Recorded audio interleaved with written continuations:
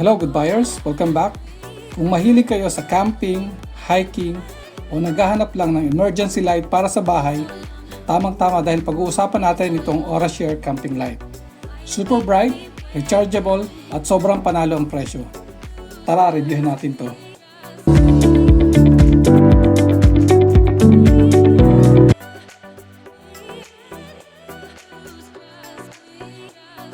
Disclaimer, hindi po ito sponsored video. Binili ko ito para gamitin at ma-review na rin. Okay, bago natin pag-usapan ng mga features niya, tignan muna natin ang build quality niya. Itong OraShare Camping Light ay gawa sa matibay na ABS plastic material. Maganda yung quality at yung color combination niya ay black and white na bagay talaga sa design niya. Sa harap niya ay makikita ang plus light area at sa top portion naman ay yung OraShare na logo. Meron din siyang handle at pwede na rin siyang gamitin sabitan ng lamp. At sa bottom part naman ay yung ilaw niya na merong black plastic grill all around. Okay, tignan naman natin itong button niya. Yung button ay made of a black rubber, tapos ito naman ay yung pilot light niya para makita mo kung gaano karami yung charge or kung nagre-recharge ba or malulobot na. Sa kabilang side naman ay itong charging port na USB Type-C. Makikita mo rin sa tabi niya ay yung standard USB na pwede mo rin gawing pang charge ng mga gadgets. Ito rin pala ay IPX5 rating na.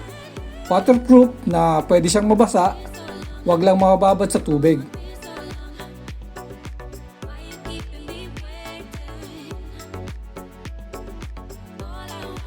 Ito rin pala yung plus light portion niya. Yung itsura niya ay maganda, yung build quality ay panalo, high quality yung finish niya at maganda yung color combination.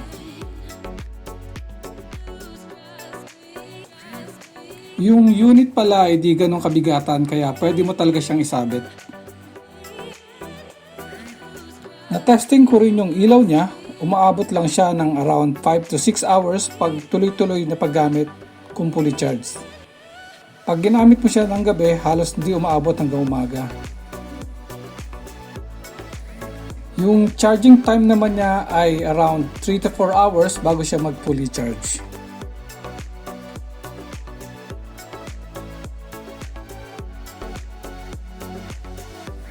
Ano naman yung mga features niya?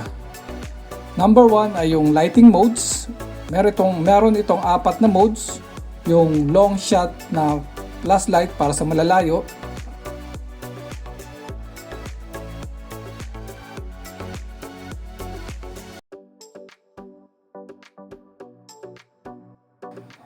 Floodlight na white para sa paligid. At floodlight na warm light. At pag pinindot mo naman ng dalawang beses na mabilis, ay yung emergency signal light. Number 2 ay ang battery and charging. Built-in na ang 1200 mAh battery nito. At merong Type-C charging port. Bonus pa na may USB output so pwede mo rin i-charge yung ibang devices kung emergency. Ayun nga lang hindi siya ganun kabilis mag-charge. Number 3 ay portability.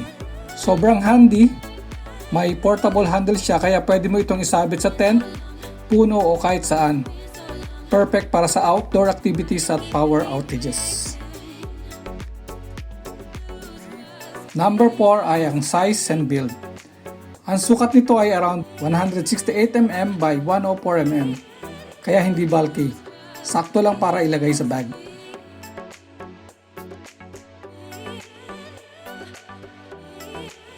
Siyempre, ang lagi nating tanong, is it a good buy?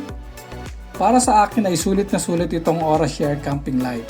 Super bright, rechargeable at sobrang panalo ang presyo. Yung SRP pala ng LED Camping Light na ito ay 399 pesos sa Lazada. Kung gusto nyo rin bilhin itong camping light na ito, check nyo yung link dyan sa description, ilalagay ko yung link kung saan nyo mabibili. At kung syempre, kung nagustuhan nyo ang video ito, huwag kalimutang mag-like, mag-comment, at mag-subscribe para mas marami pang outdoor gear reviews ang gagawin natin. At pakishare na rin sa mga tropa natin. Bakene man! Till next time, good buyers. Bye!